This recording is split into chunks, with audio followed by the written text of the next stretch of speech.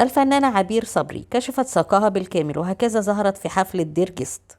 حرصت الفنانة عبير صبري على مشاركة متابعيها عبر حسابها الرسمي على موقع الانستجرام، موقع تبادل الصور والفيديوهات، بصورة جديدة من أحدث ظهور لها.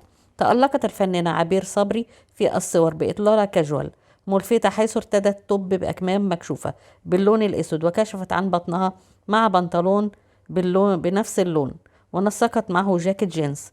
وانتعلت الفنانة عبير صبري حذاء مسطح باللون الأسود مع كلاتش صغير الحجم بنفس اللون، وتزينت ببعض الإكسسوارات البسيطة للغاية.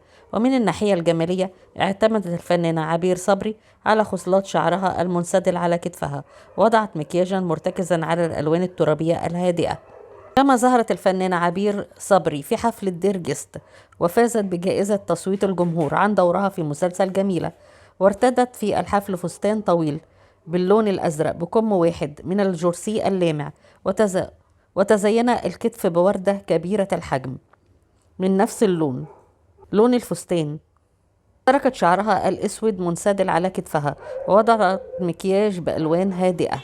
تحدثت الفنانة عبير صبري عن شخصية نرمين على هامش فعاليات مهرجان ديرجست، وقالت أن شخصية نرمين شخصية أيقونية، وستظل خالدة في تاريخ الدراما المصرية من الشخصيات النسائية، وهي شخصية مش سهلة، وإن شخصية نرمين علمت معاها، ومش معاها بس، لكن علمت مع الناس أيضا.